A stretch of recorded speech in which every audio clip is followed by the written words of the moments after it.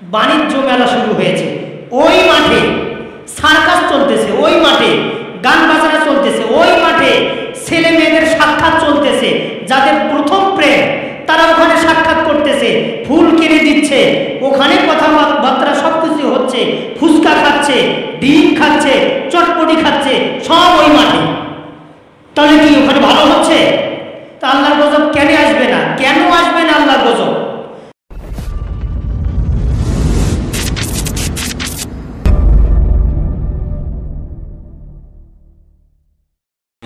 আসসালামু আলাইকুম ওয়া রাহমাতুল্লাহি ওয়া বারাকাতুহু।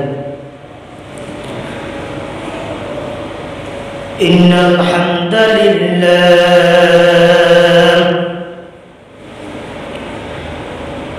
والصلاة والسلام على من لا نبي بعده أعوذ بالله من الشيطان الرجيم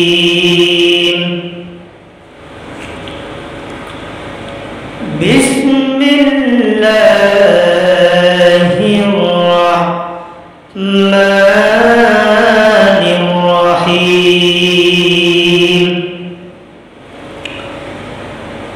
إن بطش ربك لشديد إنه هو يبدئ ويعيد وهو الغفور الودود ذو العرش المجيد فعال لما يريد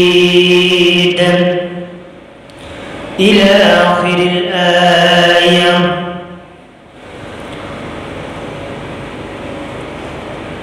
عن أنس بن مالك رضي الله تعالى عنه قال قال رسول الله صلى الله عليه وسلم من سره أن يمده له في عمره ويزاد له في رزقه فليبر والديه وليصل رحمه. رواه مسند أحمد أو كما قال عليه الصلاة والسلام. আলহামদুলিল্লাহ, সমস্ত প্রশংসা সেই মহান আল্লাহ সুবহানাহু ওয়া তাআলার দরবারে আদায় করছি, যিনি আজকে আমাদেরকে পবিত্র মুহররম মাসের আজকে প্রথম জুমায় আল্লাহ পাক আমাদেরকে হায়াত রেখে সুস্থ রেখে পবিত্র জুমার দিনে আসার তৌফিক দান করে দিয়েছেন। সেই মহান মুনিবের দরবারে আমরা কালিমাতুশ শুকর আদায় করছি, বলেন আলহামদুলিল্লাহ। আশরাফুল আম্বিয়া সাইয়্যিদুল মুরসালিন জনাবে মুহাম্মদুর রাসূলুল্লাহ বলেন সাল্লাল্লাহু আলাইহি ওয়াসাল্লাম। তা সম্মানিত উপস্থিতি, আমি আপনাদের সামনে পবিত্র কোরআনুল কারীম থেকে গুরুত্বপূর্ণ তথ্যবহুল একটি সূরা সূরা আল বুরুজ, এই সূরা থেকে আমি আপনাদের সামনে তথ্যবহুল 5টি আয়াত আপনাদের সামনে উপস্থাপন করেছি। আল্লাহ পাক রব্বুল আলামিন আমাদেরকে যেন কবুল করেন, এর সাথে সাথে আমাদের বাস্তব জীবনে প্রত্যেকটা কথা, প্রত্যেকটা বাণী, প্রত্যেকটা আল্লাহ পাকের বিধান, রাসূলের বাণী, এগুলো বাস্তব জীবনে আল্লাহ পাক যেন আমল করার তৌফিক দান করেন। আমরা কবুলিয়াতের উদ্দেশ্যে দোয়া করছি, সকলে বলছি আল্লাহুম্মা আমিন।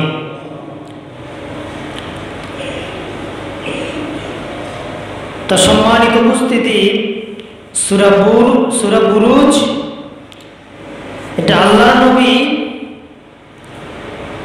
জনাবে মুহাম্মদুর রাসূলুল্লাহ সাল্লাল্লাহু আলাইহি সাল্লাম তেনার মাক্কি জীবনে এই সূরাটি অবতীর্ণ হয়। এই সূরার মোট আয়াত সংখ্যা হলো 22টি, রুকু সংখ্যা হলো নাম্বার 1। এই সূরাতে একটি মাত্র রুকু আছে। তা এই সূরার ভিতরে আল্লাহ পাক রব্বুল আলামিন যে কথাটুকুন স্পষ্টভাবে বান্দাদেরকে বুঝাতে চাচ্ছেন, এই বুঝ যদি আমরা আমাদের বাস্তব জীবনে সেট করতে পারি, মুহাদ্দিসগণের ভাষায় এই সূরাটি আমাদের হেদায়েতের জন্য যথেষ্ট। বলেন সুবহানাল্লাহ। তা বুরুজ এমন একটি শব্দ, এটা এই শব্দের অর্থ আমরা পাই দুর্গ, বাক্স, যে দুর্গের দুনিয়ার কোনো আলো প্রবেশ করতে পারবে না, এমন একটা মজবুত দুর্গ। এই দুর্গ আল্লাহ পাক বুঝাচ্ছেন যে আকাশ নামক, দুনিয়া নামক, দ্বিতীয় আসমান নামক, তৃতীয় আসমান নামক, এভাবে ক্রমাগত যত স্তর আছে সব স্তরগুলো একটা মজবুত দুর্গর ন্যায়। বলেন সুবহানাল্লাহ। এই বুরুজ শব্দটা আল্লাহ পাক এই দুনিয়া শুধু নয়, এই দুনিয়ার বাইরে আরেকটা দুনিয়া, এই দুনিয়ার বাইরে আরেকটা দুনিয়ায় যদি কেউ যেতে চায়, থাকতে চায়, তারপরেও বুরুজ, দুর্গ, ওই দুর্গে মালাকুল মাউত ফেরেশতা যাবেই যাবে। এই আয়াতটা আল্লাহ পাক কুরআনুল কারীমের অন্যত্র অনেক জায়গায় আল্লাহ পাক বলেছেন। যেমন মৃত্যু সম্পর্কে আল্লাহ পাক বলছে, আইনামা তাকুনু ইউদরিকুমুল মাউত ওয়ালাউ কুনতুম ফি বুরুজিন মুশাইয়াদা। তা আল্লাহ পাক এই আয়াতের ভিতরে যে কথাটা বুঝাচ্ছেন, এই কথাতে আমরা বুঝতে পারি যে অবশ্যই এই দুনিয়াতে আমরা যারা আছি, আল্লাহ পাকের মাখলুকাত, সর্বশ্রেষ্ঠ জীব মানুষ, এই মানুষের মৃত্যু হবে কিনা? বলেন, মৃত্যু হবে। মৃত্যু হবে। আমি আপনারা কেউ কি আছেন যে মালাকুল মাউত ফেরেশতা চলে আসছে আমাদের কাছে বা আপনাদের কাছে, বা আমাকে বা আপনাদেরকে কাউকে বলতেছে যে আমি আপনার কাছে এসেছি, এই আত্মাটা কবজ করার জন্য, করব কিনা? এ ধরনের অনুমতি কি নেওয়ার সুযোগ আছে? বলেন, নাই। তা আল্লাহ রব্বুল আলামিন এই কথাটুকু বুঝাচ্ছেন যে দুর্গ, মৃত্যু সম্পর্কে দুর্গ, এই দুর্গে, মজবুত একটা দুর্গে বাক্সে যদি কেউ লুকিয়ে থাকে, তারপরেও ওখানে মালাকুল মউত ফেরেশতা যাবে। এজন্য সূরা বুরুজে আল্লাহ পাক এই দুর্গ শব্দটা, বুরুজ শব্দটা আল্লাহ পাক ব্যবহার করেছেন। আল্লাহ পাক যে আয়াতে মৃত্যুর কথাটা বললেন, এই আয়াতে আল্লাহ পাক বলতেছেন, দেখেন আল্লাহ পাক কি বলেন। আল্লাহ পাক বলতেছেন, আইনামা তাকুনু ইউদরিকুমুল মাউতু ওয়ালাউ কুনতুম ফি বুরুজিন মুশাইয়াদা। এই শেষ অংশে আল্লাহ পাক বলছে বুরুজ। আল্লাহ পাক বলতেছেন আইনামা তাকুনু, ওহে আমার বান্দারা, তোমরা যারা জ্ঞানবান, তোমরা যারা পাগল নন, সুস্থ মস্তিষ্কের তোমরা যারা অধিকারী, তোমরা শোনো, আইনামা তাকুনু, তোমরা কোথায় পালাবে, কোথায় পালাতে চাও? তোমাদের পালাবার কোনো রাস্তা নাই। ইউদরিকুমুল মাউত, অবশ্যই মৃত্যুর ফেরেশতা, মৃত্যু তোমার কাছে উপস্থিত হবেই হবে। ওয়ালাউ কুনতুম ফি বুরুজিন মুশাইয়াদা, ওয়ালাউ কুনতুম ফি বুরুজ, যদি তোমরা একটা মজবুত বাক্স তৈরি করো, একটা দুনিয়ার ন্যায়, এখানে যদি তোমরা লুকিয়ে থাকো, ওখানে যদি তোমরা সেফ থাকো, সেভ হতে চাও, আল্লাহ পাক বলতেছেন ইউদরিকুমুল মাউত, তোমার কাছে মৃত্যু যাবে, কোনো বাঁচার সুযোগ নাই, তোমরা বাঁচতে পারবে না।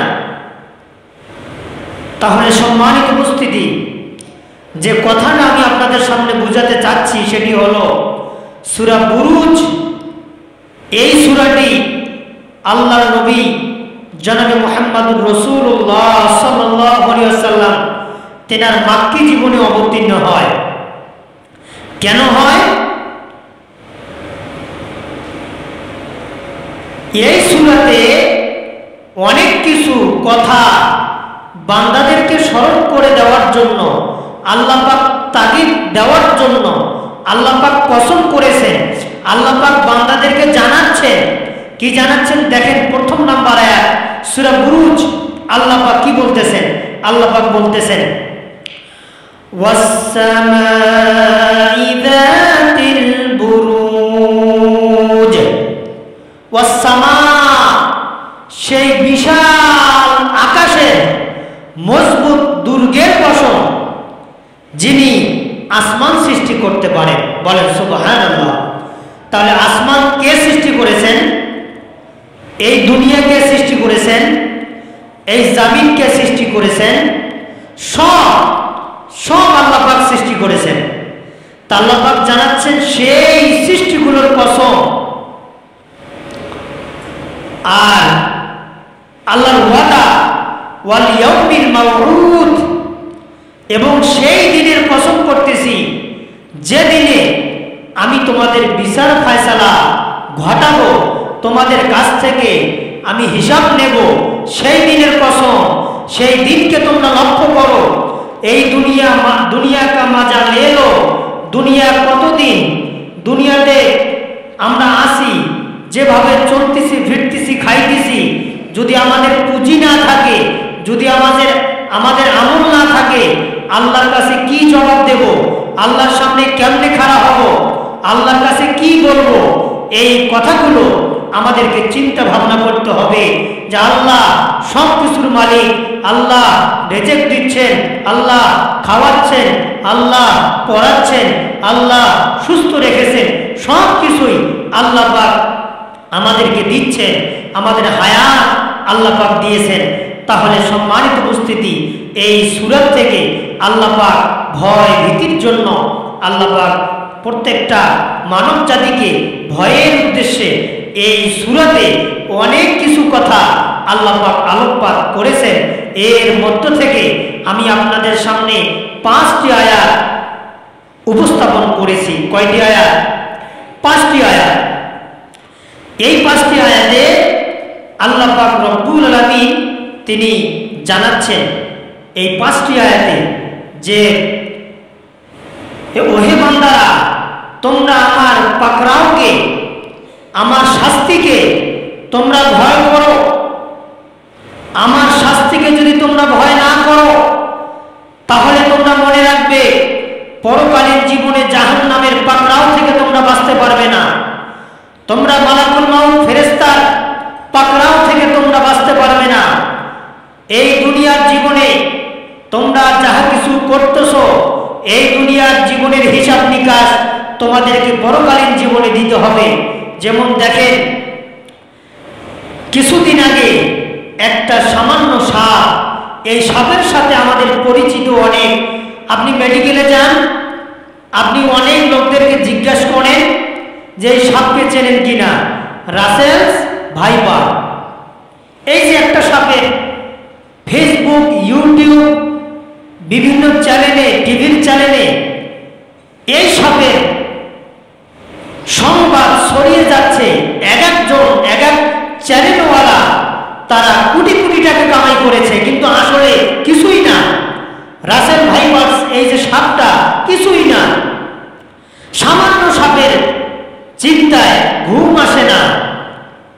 অনেকে দেখা যায় সাপের যতটা ভয় নাই ততটা চ্যানেলে কি করতেছে, ইউটিউব চ্যানেলে, ফেসবুকে, টুইটারে, নেটে, গুগলে, অনেক জায়গায় তারা এই সংবাদ প্রচার করতেছে। আর ভুয়া কিছু লোকদেরকে দাঁড় করে তাদেরকে কৃষক সাজাচ্ছে, তাদেরকে জমিতে নামাই দিচ্ছে। একটা সাপ কি করতেছে, ইউটিউবে এডিট করার পরে, কাজ করার পরে জানাচ্ছে, দেখাচ্ছে, অনেক টাকা কামাই করলো, কিন্তু ওই সাপের আজ কি হলো?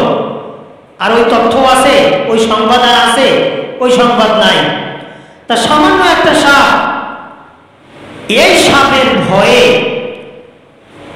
আমরা কত কিছু করতেছি। আর এদিকে স্বাস্থ্যমন্ত্রী বলতেছে ভয়ের কোনো কারণ নাই, রাসেলস ভাইপার, এই সাপ সবল দিলে এর অ্যান্টিভেনাম আমরা প্রস্তুত করে রেখেছি, কোনো সমস্যা নাই।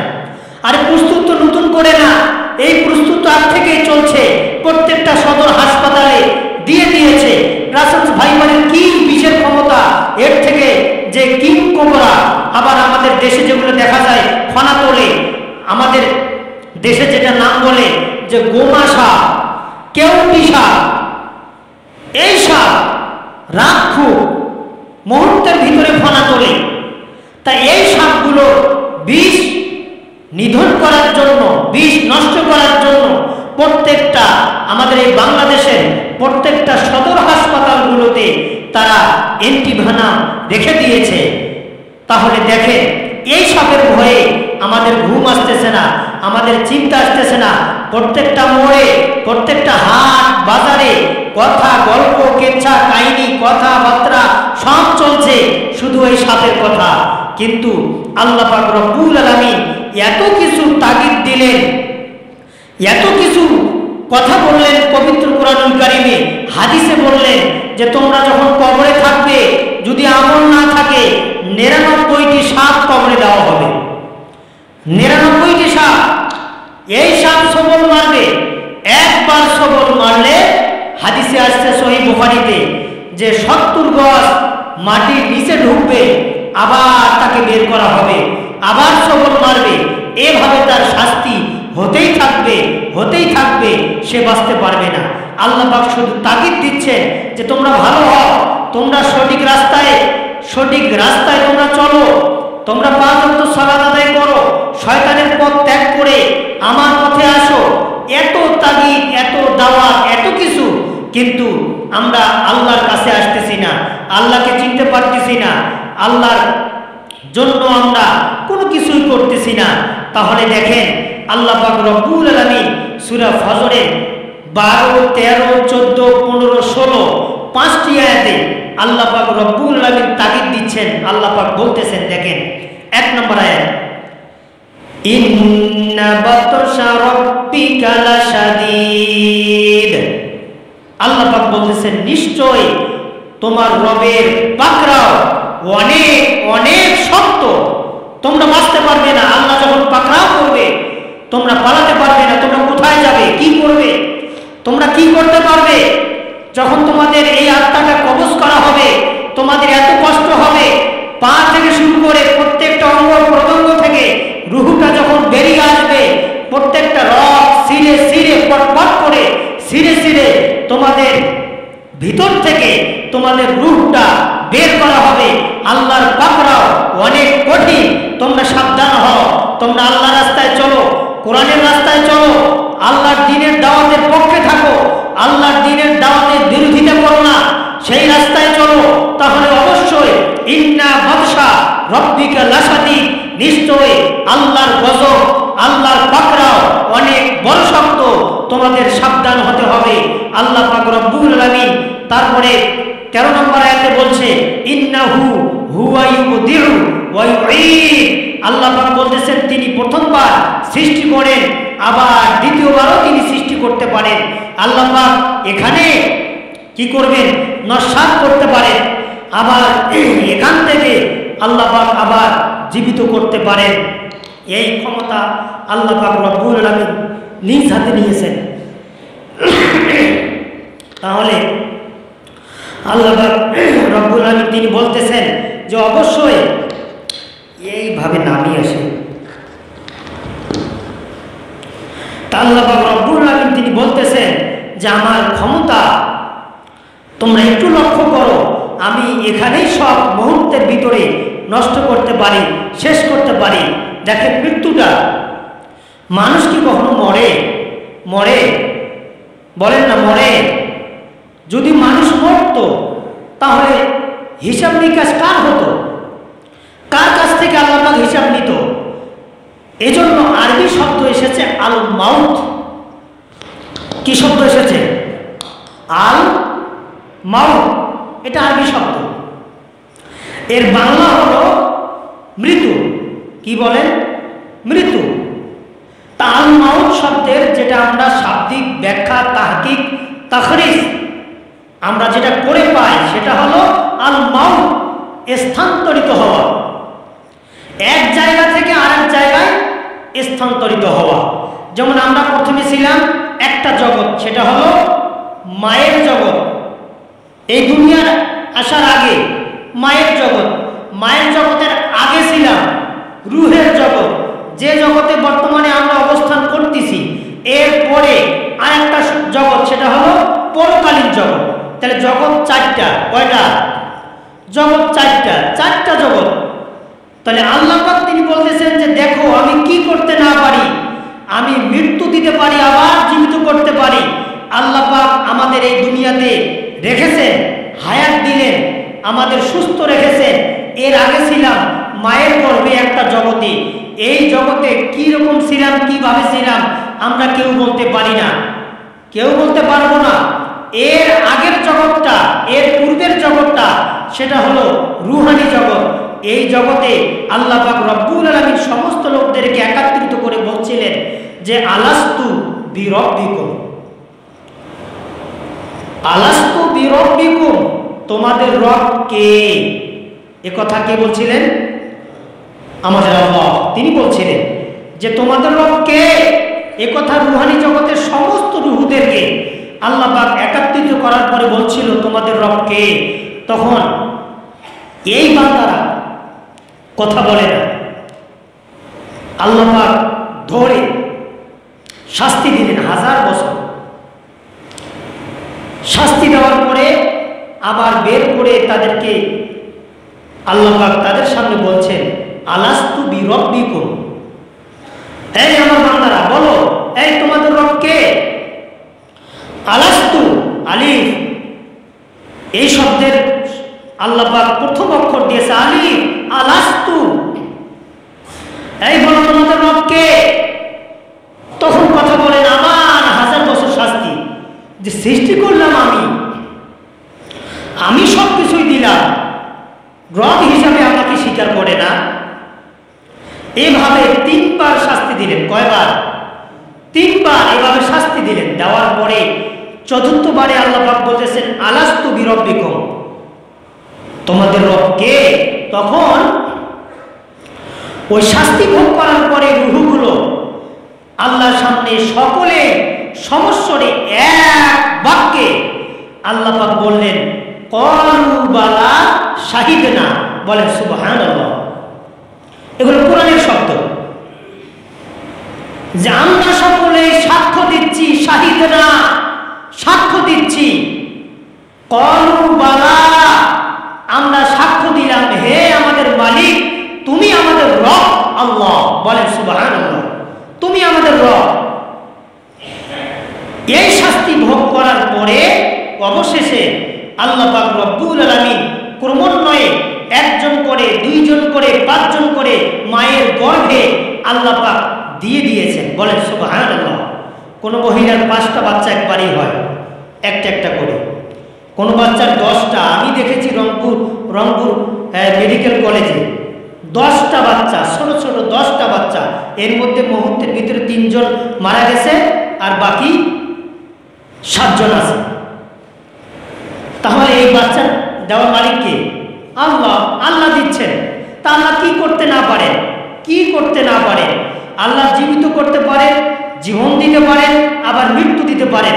এজন্য আল্লাহ পাক বলেছেন ইন্নাহু হুয়া ইউবদিউ ওয়া ইউঈদ। ওহে আমার বান্দারা, তোমরা একটু লক্ষ্য করো, সেটা হলো আমি তোমাদেরকে সৃষ্টি করতে পারি, আমি তোমাদেরকে দিতে পারি, আমি তোমাদের সমস্যা সমাধান করতে পারি, আবার নাও করতে পারি, আবার দ্বিতীয়বার আবারও দিতে পারি। সেই ক্ষমতা আমি আল্লাহ। তারপরে বলছে ওয়াহুয়াল গফুরুল ওয়াদুদ। আল্লাহ পাক তিনি বলতেছেন আমি ক্ষমাশীল এবং প্রেমময়। ওয়াদুদ শব্দের অর্থ হলো প্রেমময়। আমি বান্দাকে যেভাবে ভালোবাসি আমার মতো আর কেউ হতে পারে না, ভালোবাসার মতো কেউ আর হতে পারে না। দেখেন এমনও বান্দা আছে, এমনও লোক আছে 60 বছর বয়স, একদিনও নামাজ পড়ে নেই।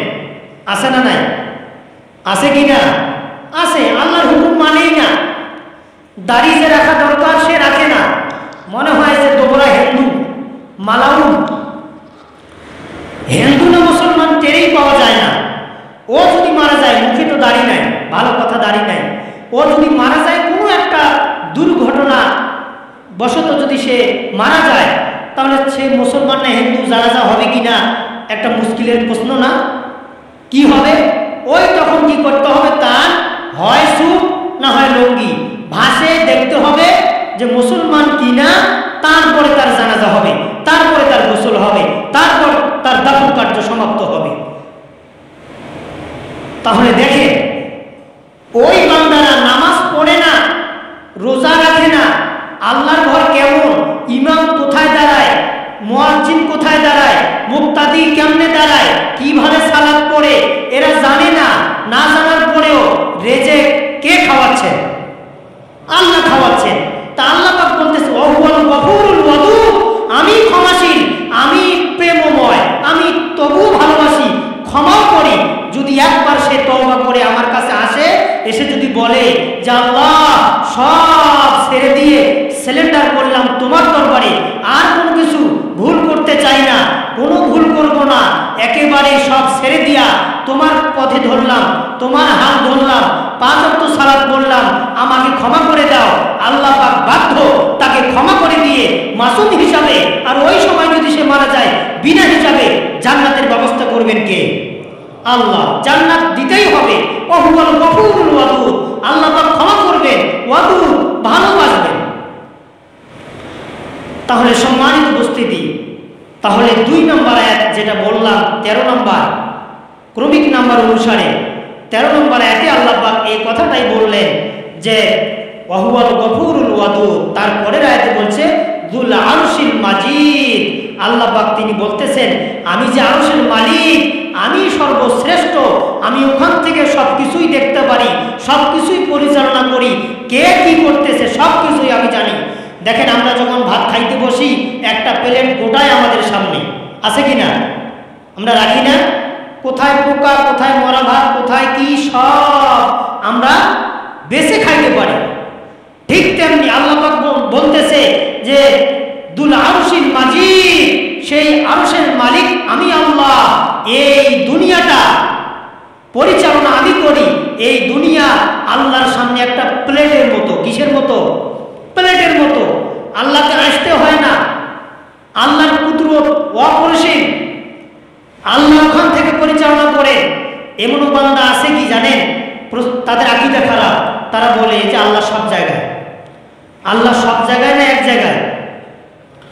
বলেন, সকলে বলেন, আল্লাহ কোথায়? আল্লাহ কোথায়? এক জায়গায়। সেটা হলো আর রহমানু আলাল আরশি ইস্তাওয়া।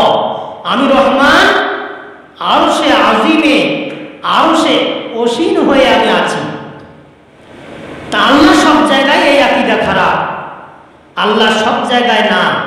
আল্লাহর দেখা, আল্লাহর শোনা, আল্লাহর পরিচালনা, আল্লাহর সব আল্লাহর আয়ত্তে, সব। লাইসা কামিসলিহি শাইআ। আল্লাহ আল্লাহর মতো, আল্লাহ কারো মতো নয়। আল্লাহ ওখান থেকে সবকিছুই পরিচালনা করেন, ছিলেন না। আল্লাহ সব জায়গায়, এই কথাটা সঠিক নয়। আল্লাহ যদি সব জায়গায় হয়, আল্লাহ যদি সব জায়গায় থাকে, এটা যদি আমরা বিশ্বাস করি, যখন আপনি টয়লেটে যান তখন কি আল্লাহ ওই ঘটি হাতে নিয়ে দাঁড়িয়ে থাকে নাকি? হ্যাঁ, দাঁড়িয়ে থাকে? আল্লাহ সব জায়গায় না। আল্লাহ আল্লাহর জায়গায়। আল্লাহ সব দেখতে পারে কে কি করতেছে। আল্লাহ সব শুনতে পারে কে কখন ডাকতেছে। আল্লাহ অন্তর্যামী, সামিউন বাসীর। আল্লাহ দেখেন, শোনেন। আল্লাহ অন্তর্যামী। তারপরে যখন কোনো মানুষ জেনা করে, আল্লাহ যদি সব জায়গায় থাকে, যখন কোনো মানুষ জেনা করে তখন কি আল্লাহ ওই জেনার মজলিসে থাকে নাকি? যাত্রার প্যান্ডেলে আল্লাহ থাকে নাকি? সার্কাসের প্যান্ডেলে আল্লাহ থাকে নাকি? যদি আল্লাহ সব জায়গায় থাকে তাহলে সব জায়গাতে থাকার দরকার আল্লাহ। তো সব জায়গায় তো দুনিয়াতে ভালো না। এই যেমন আমাদের সৈয়দপুরে ইজতেমা হয় না? জানেন আপনারা?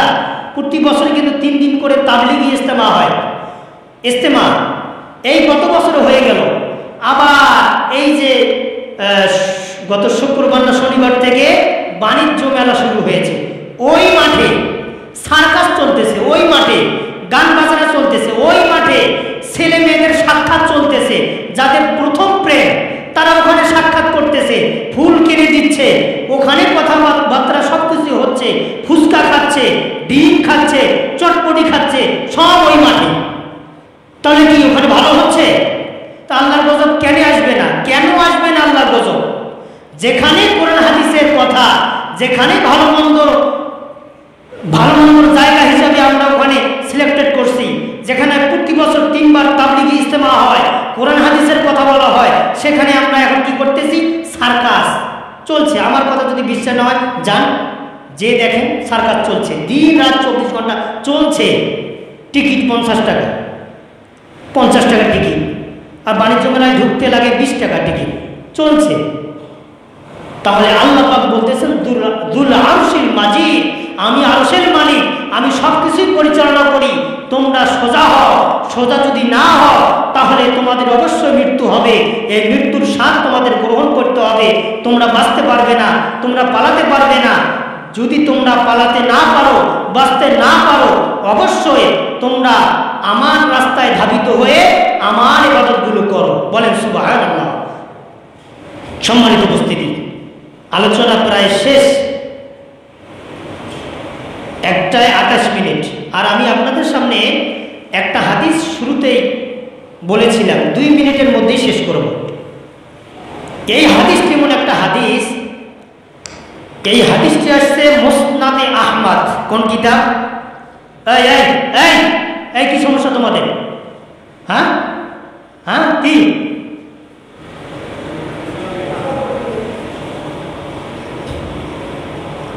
তা এই হাদিসে আসছে আল্লাহ নবী জনাবে মুহাম্মদুর রাসূলুল্লাহ সাল্লাল্লাহু আলাইহি ওয়াসাল্লাম তিনি বলছেন, যদি তোমরা 1 নম্বর হায়াত বাড়াতে চাও, 2 নম্বর রিজিক বৃদ্ধি করতে চাও, চাই কিনা?